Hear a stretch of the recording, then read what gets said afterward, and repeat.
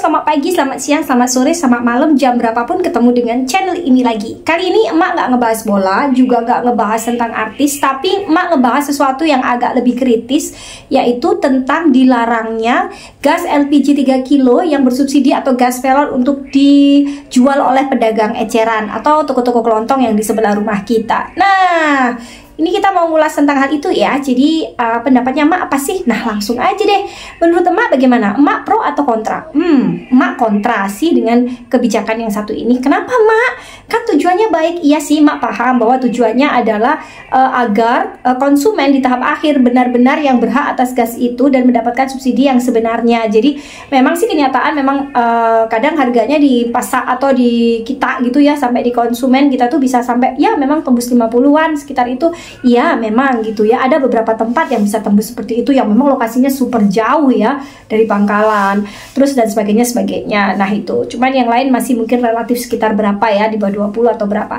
Nah sekarang persoalannya adalah kita mau ngebahas tentang niat baiknya. Oke, kita terima, kita pahami, tetapi mungkin menurut emak yang membuat kebijakan ini belum pernah merasakan susahnya kita sebagai rakyat biasa yang mungkin menggunakan gas LPG 3 kilo atau apapun itu. Intinya dalam posisi kita gitu ya, yang dalam posisi coba sih bapak-bapak yang pengambil atau ibu-ibu atau bapak-bapak atau siapapun yang pengambil kebijakan itu pernah nggak sih sekali aja itu hidup seperti kami gitu ya. Jangan yang tidak tinggal di kompleks, tidak tinggal di perumahan, yang rumahnya tuh jauh dari perkotaan.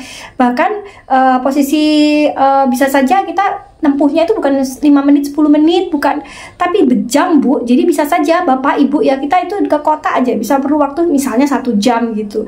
Ada banyak yang seperti itu gitu loh. Nah sekarang kenapa emak kontra? Pertama dari segi konsumen ya, kenapa emak kontra sama ini kebijakan yang satu ini? Dari segi konsumen, bapak ibu, bagi para penerima subsidi LPG 3 kilo atau gas melon, pastinya bapak ibu dan pemerintah juga sudah berpikirkan bahwa kami ini Rp1 aja 500 perak pun sangat berharga bagi kami. Bapak ibu, akan kami hitung begitu, sangat kami hitung. Terus makanya dibikinin murah sama pemerintah. Iya, tapi belinya kan di pangkalan bapak ibu. Sebagai konsumen, iya kalau ada kendaraannya bapak ibu, taruhlah ada kendaraannya, ada motor. Sekarang tunggu dulu bapak ibu. Bapak ibu ini kan hanya berbicara mungkin yang diambil kebijakan yang di kota kan bisa jalan pakai angkot, pakai ini, pakai angkutan, pakai apa loh. Itu juga memerlukan biaya. Sementara kami yang jauh di pelosok seperti kami misalnya, yang perlu sekitar menempuh berapa puluh kilometer untuk sampai ke kota misalnya, apa yang harus kami lakukan? Oke, kami naik kendaraan misalnya, bermotor, pinjem boncengan sama tetangga, bisa saja. Tetapi bapak ibu, berapa bensin yang harus kami keluarkan? Berapa waktu yang harus kami buang? Yang seharusnya mungkin kami bisa bekerja dan menghasilkan rupiah, di situ harus hilang demi mendapatkan 1 tabung LPG. Jadi kami seperti merasa semakin dipersulit gitu loh bapak ibu. Jadi bukan tidak menghargai niat baik pemerintah, tapi tolong niat baik pemerintah juga memikirkan kami yang berada jauh gitu loh. Nah itu yang pertama. Itu karena pasti kami akan mengeluarkan biaya berlebih untuk mendapatkannya, dan juga pemborosan waktu yang sebenarnya waktunya bisa kami pakai untuk mencari uang, untuk pemenuhan kebutuhan hidup kami yang lain. Belum lagi resiko di jalan dan sebagainya itu kan mempersulit. Pada akhirnya ujung-ujungnya maka tidak ada lagi kebutuhan, karena seolah-olah dianggap kebutuhan LPG-nya jangan-jangan takutnya ketika kami tidak bisa mengakses itu gas LPG karena posisi jarak kami, akhirnya secara ini sudah turun penggunaannya, berarti sebenarnya yang subsidi itu sebenarnya hanya diperlukan sekian. Akhirnya ada pangkas subsidi, akhirnya tidak, keberadaan gas melon lama-lama hilang habis, dan akhirnya kami sendiri jangan-jangan ini suuzon ya.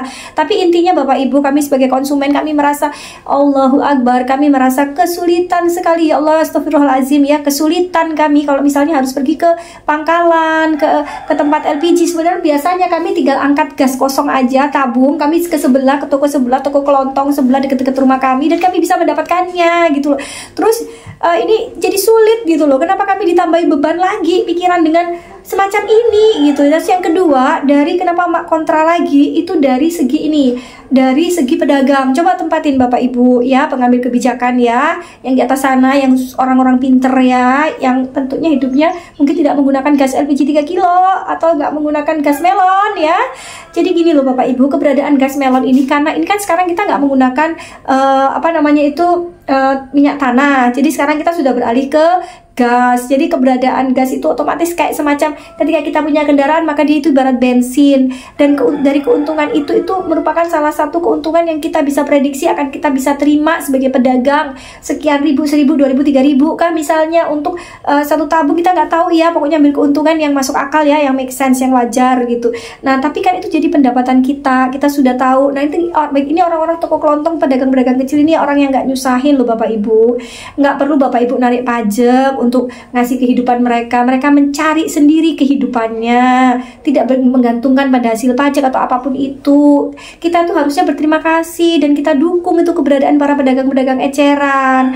Terus macam ini tidak dilarang untuk menjual ini, apalagi yang mau dilarang lagi nanti abis ini Bapak. Nah maksudnya dalam artian ini itu sangat penting bagi kami Bapak, apalagi yang jauh-jauh lokasinya seperti kami. Ini kasihan sekali Pak, berapa pendapatan Bapak jangan, atau Bapak Ibu pengambil keputusan, jangan berpikir 1.000, 2.000 itu uang kecil ya. Bagi pedagang kecil 1.000, 2.000 itu sangat berharga untuk menyambung kehidupan kami selanjutnya. Misalnya mau pakai pedagang kecil, dalam artian ini adalah barang yang pasti ada peminatnya, yang kalau kita ambil itu pasti ada yang beli gitu loh Bapak Ibu. Jadi ini kayak sebenarnya dari dua sisi, baik pedagang ecerannya, ini kebijakan juga yang sangat karena mengurangi pendapatan. Dari segi konsumen kami mengeluhkan karena nggak semua rumah itu dekat dengan pangkalan Bapak Ibu, dan kami jangan sampai ya nanti ketika kami tidak bisa mengakses kemudian dianggapnya kami sudah tidak memerlukan subsidi lagi, akhirnya subsidinya dipangkas, lalu ujung-ujungnya tidak ada lagi gas melon, gas 3 kilo itu.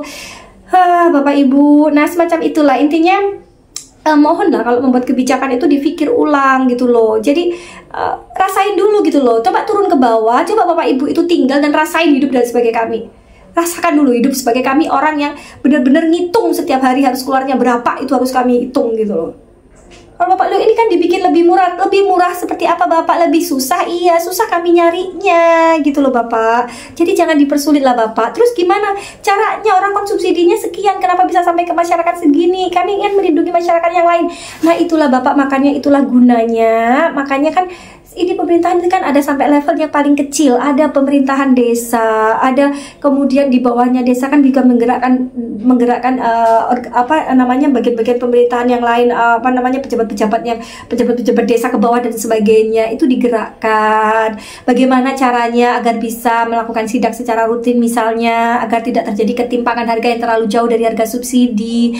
Ya supervisinya diperketat. Maksudnya supervisi dalam artian bukan kemudian dipersulit kami pengadaannya atau kita mendapatkan itu yang dipersulit, tapi supervisinya kan yang dibayar bapak-bapak itu yang melakukan supervisi, yang dibayar kan bapak-bapak yang di atas tuh. Kami ini kan yang di bawah nih, kami cari kerja sudah ya pokoknya semampu kami. Terus habis itu kami mau mengeluarkan juga jangan terlalu banyak gitu loh Pak, saling menguntungkan aja loh Pak. Makanya gerakan yang jangan gitu loh Pak, kalau ada masalah kemudian yang disasar adalah konsumennya.